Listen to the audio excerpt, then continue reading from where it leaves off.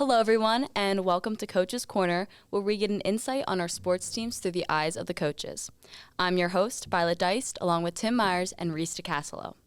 Today, we are here with the head coach of the Wildcat football team to talk a little bit about how he got into the coaching position and his thoughts on this past season.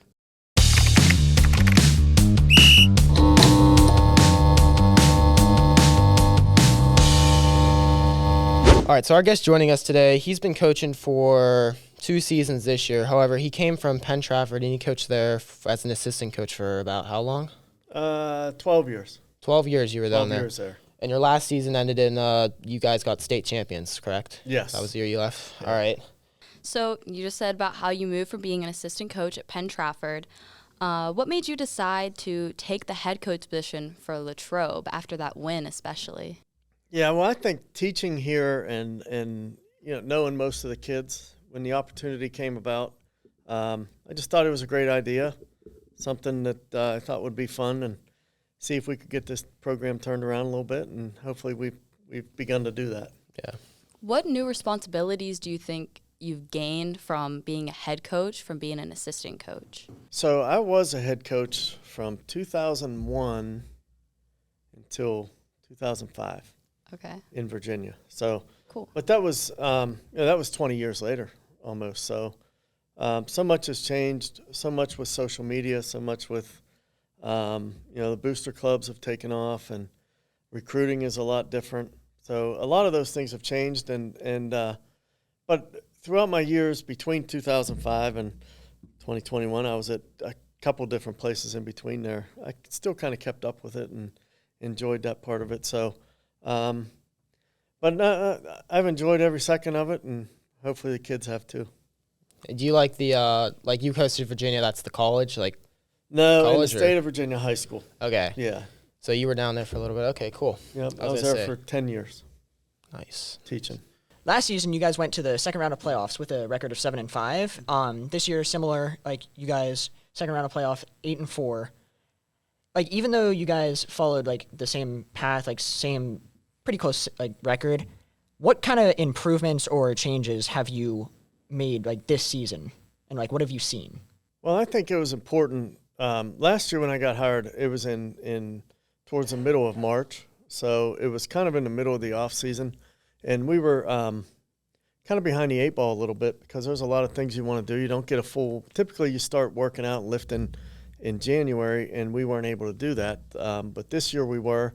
And I think we saw some improvements, some progress in the weight room. Some guys got bigger and stronger, and things that it takes to compete at the level that we play at are you gotta be physical, and you gotta be strong, and gotta be durable. And having a full off season, I think, helped us in that way. It only showed, I guess, by a 1-win improvement, but still.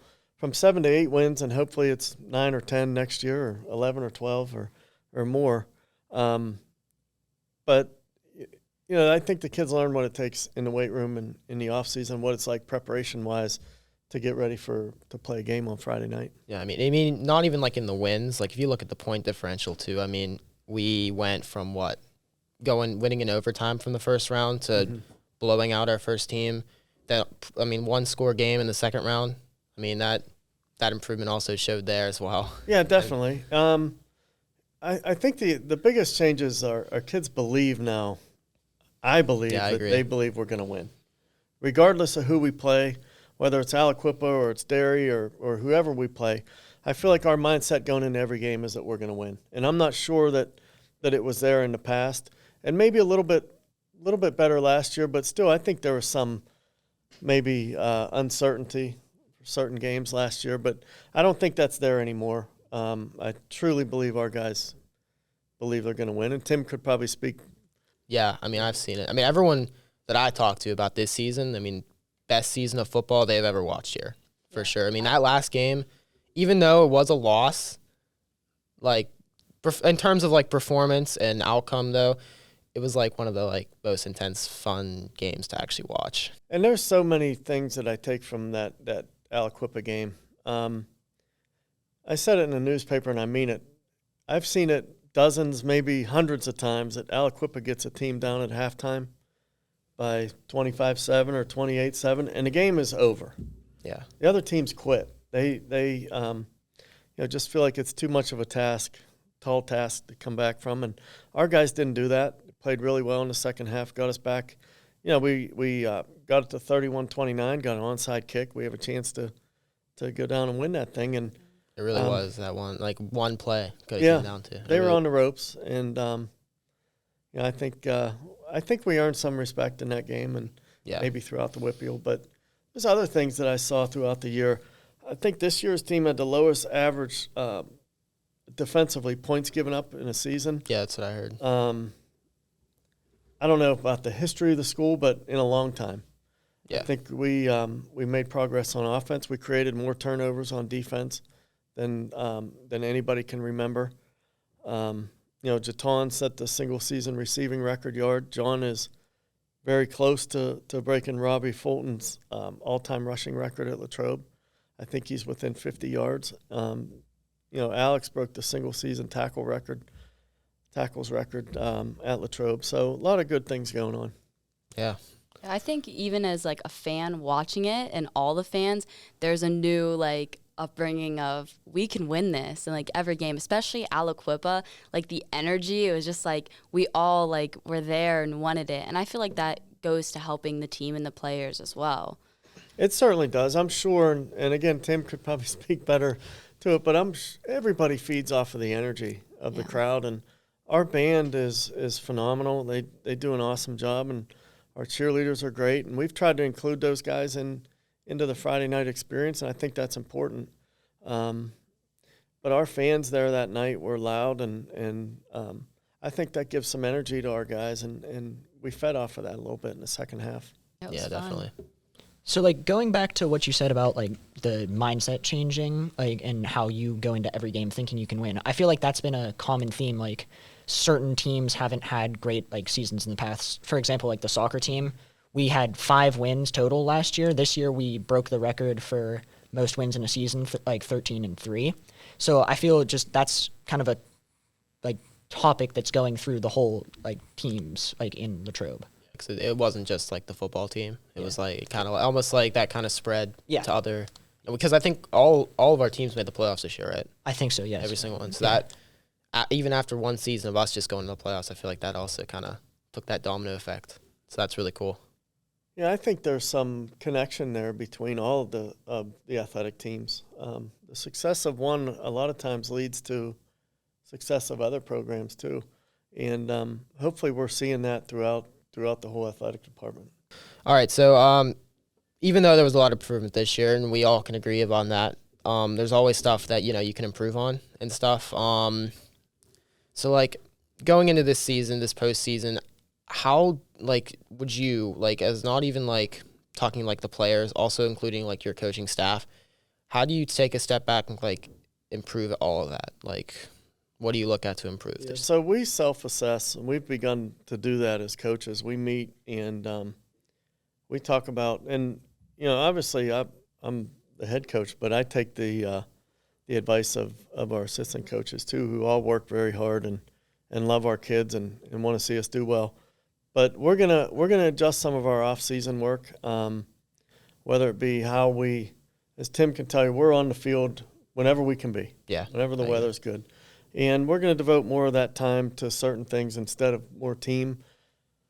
This may be foreign to you guys, but instead of more team activities, it's going to be a lot more individual work. And hopefully that leads to better technique and that's good. And things throughout the season. So we've already begun to talk about that and some of the needs and some of the changes that we can make to better ourselves and better the program. Yeah, it sounds good. I liked, because we you did the FSQ over the summer and even during the season. That helped a lot, I think, and doing those workouts, and because they not only get you strength ready, they also get you on field ready, the agility you need and the speed, flexibility, all that you it's not just strength. You need to be you know how to use it. And those guys are phenomenal, and they're trained in that area too. So part of it is being at your peak when the season comes and not being worn out, not being tired. And I think those guys have a lot to do with that. I think, they come in Saturdays after games, and most of the feedback I get from the players is that helps with recovery. Yeah, it does. You wake up Saturday morning, you're pretty sore. And to get some of that soreness out, I think through some of the activities that they do is helpful, along with what they do all summer and spring for us. They're phenomenal. We're so lucky to have them, and I'm grateful for those guys. And I think they're worth every penny. Yeah, I agree. Yeah, I definitely especially the beginning of the season after even the Derry and the Franklin game, getting out of bed that morning, Saturday, it sucked. I mean, it was easy. It was stiff as a board, but as we continued through that FSQ recovery every week, it got better. It did. It getting up every morning wasn't, I was sore, but not nearly as bad as I was at the beginning of the season. It helped a lot. Well, that's good. That's what we like to hear. Yeah. That helps. We used FSQ for our club team for soccer. So I have the same experience. It helped me being as a goalie. I need a lot of flexibility, a lot of agility. I have to be able to jump, move quick. Change of direction. Yeah, change direction a lot. And I think it just helped me so much. Yeah, those guys are great. I remember you went there and you're talking to your mom that it was really helpful for you. Yeah. And I wish they were a little closer and they could work with all of our teams like they do at Penn Trafford. But we're fortunate to get them here because they don't do anybody else. They don't train anybody else, just PT and Yeah, that's cool. and us. So that's helpful. That's really cool. All right. So thank you so much for joining us today. Hearing about all this stuff, it's great. We're really excited for the next season. Everyone is, and we're gonna be working hard over this off season. So that's all for Coach's Corner. Thanks for joining us, Coach. Look to the future for more episodes about different teams and more insight on different coaches. Thanks for joining us, and that's all.